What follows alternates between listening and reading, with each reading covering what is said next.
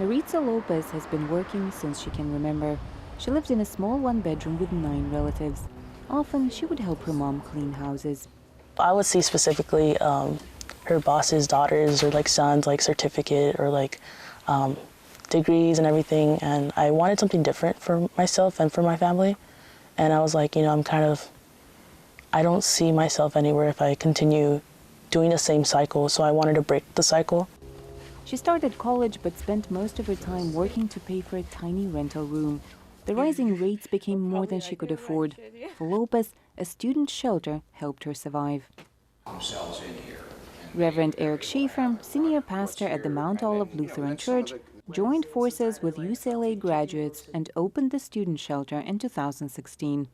Up to 20% of students in California community colleges are homeless. Up to 20%. Some of the students that would be most vulnerable, students of single-parent families, gay students who've been thrown out by their parents, undocumented students, foreign students who've run out of money.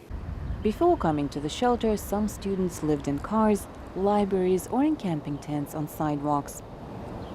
So our students, even in these prestigious colleges like UCLA and USC, they scrape together enough money through scholarships and loans and moms and dads to get to school. They have enough to pay their tuition, but not enough to pay for a place to stay.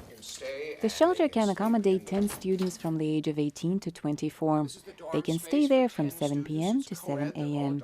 They have a shower, a room to study, and volunteers cook dinner each night.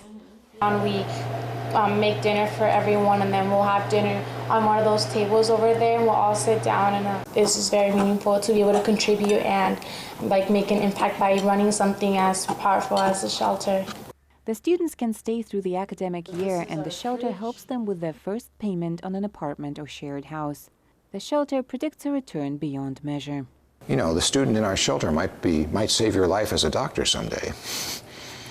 They could be anything. They could be your attorney. They could be your pastor. They could be your doctor.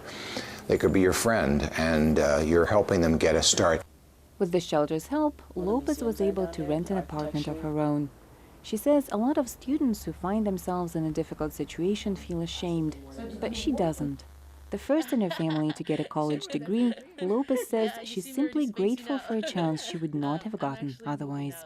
For Angelina Bagdasaryan in Los Angeles, NRI's VOA News.